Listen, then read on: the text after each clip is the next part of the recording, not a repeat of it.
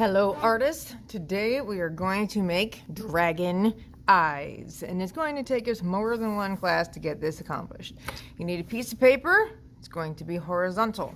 You need to write your name in a corner and your class and flip it over. We want it in a corner, that way if you have a colossal mistake we can turn it over and use the other side. You will all have a circle at your table. And we want to put the circle so it's centered, or as close as you can to center.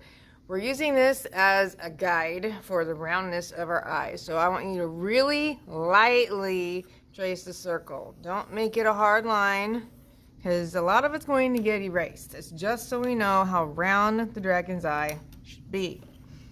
Then I have a handout that has shapes for dragon eyes. So we're making it so it's shaped kind of like an almond, a little bit, which is similar to a human eye. So on our little almond shape, I'm going to cut through the top of the circle just a little bit. If you want to make it rounded down here, you can. If you want to make it pointy, that is okay too. And then here it's going to head towards that circle and roll right around it. Then we go back and erase the stuff that's sticking out. And if you like, you can erase this in here as well. We don't have to keep that circle.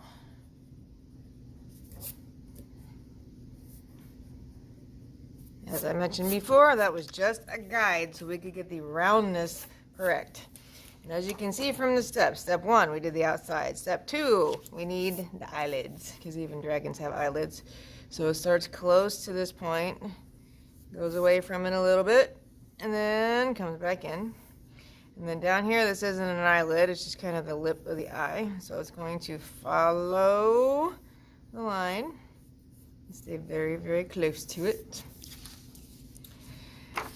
And then if you can see from the other steps, that's where we start adding details. So over here, it has sections like scales that are kind of wide by the eye, and then they get tinier, and then you just keep expanding and adding all these layers of scales. But it always starts by the eye and then goes away.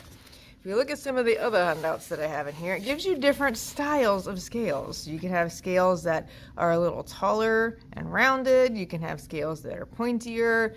It's all about what kind of style are you looking for with your dragon. So you can look at the examples and borrow one of those ideas or come up with one of your own. Just the main idea is we start by the eye and then we work our way away from it. And do not make them miniature, or you will cry when you get to the next stage.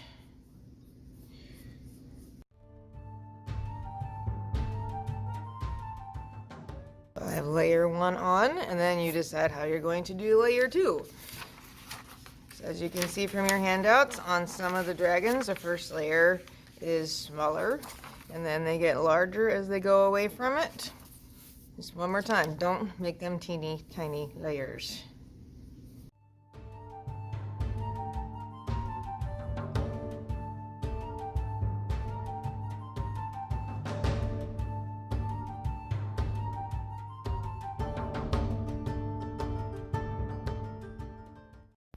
Once you finish the scales for your dragon, you need to look at the handout and pick a shape for the pupil of your dragon eye.